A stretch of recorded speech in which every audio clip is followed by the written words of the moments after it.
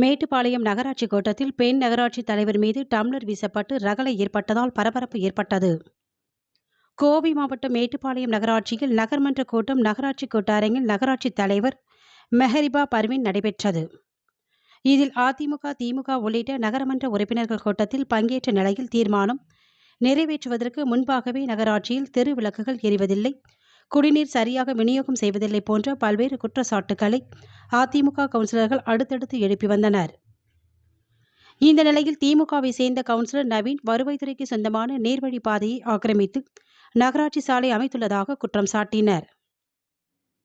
அப்போது நகராட்சி குடியிருக்கும் பெண் அதிகாரி ஒருவரின் வீடு அங்கு அமைந்துள்ளதாகவும் அவரின் தேவைக்காக சாலை அமைக்கப்பட்டு இருப்பதாகவும் கூறி கவுன்சிலர் கேள்வி எழுப்பிய நிலையில் அது குறித்து பெண் அதிகாரி விளக்கம் அளித்துக் கொண்டிருந்தார்.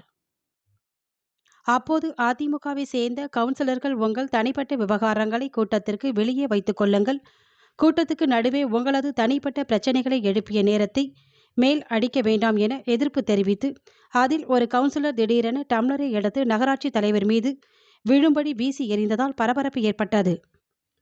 உடனடியாக திமுக கவுன்சிலர்கள் நகராட்சி தலைவர் இருக்கை முன்பு திரண்டு அதிமுக கவுன்சிலர்களை நோக்கி கடும் வாக்குவாதத்தில் ஈடுபட்டனர். இதனால் அதிமுக மற்றும் திமுக கவுன்சிலர் இடையே கடும் வாக்குவாதம் ஏற்பட்டது. இதனையடுத்து வெளியில் பாதுகாப்பில் இருந்த காவல்துறையினர் உடனடியாக உள்ளே அழைக்கப்பட்டு கவுன்சிலர்களை அப்புறப்படுத்த முயன்றனர். இதனிடையே நகராட்சி தலைவர் அனைத்து தீர்மானங்களும் நிறைவேற்றப்பட்டதாக கூறி அங்கிருந்து வெளியேற்றினார். இதனை கண்டித்தும் நகராட்சியில் சரிவர பணிகள் மேற்கொள்ளாத நகராட்சி நிர்வாகத்தை கண்டித்தும் அதிமுக கவுன்சிலர்கள் கூட்டரங்கில் அமர்ந்து உள்ளிருக்கும் போராட்டத்தில் ஈடுபட்டு வருகின்றனர். இதனிடையே நகராட்சி தலைவர் மெஹரிபா பர்வீன் நகராட்சி தலைவரை அச்சுறுத்தும் விதமாகவும் கூட்டத்திற்கு பங்கம் ஏற்படுத்தும் வகையில் நடந்து கொண்டதாகவும் கூறி அதிமுகவை சேர்ந்த 9 நகர்மன்ற உறுப்பினர்களையும் அடுத்த 2 கூட்டங்களுக்கு பங்கேற்காதவாறு தடை விதிப்பதாகவும் அவர்களை சஸ்பெண்ட் செய்வதாகவும் தெரிவித்துள்ளார்.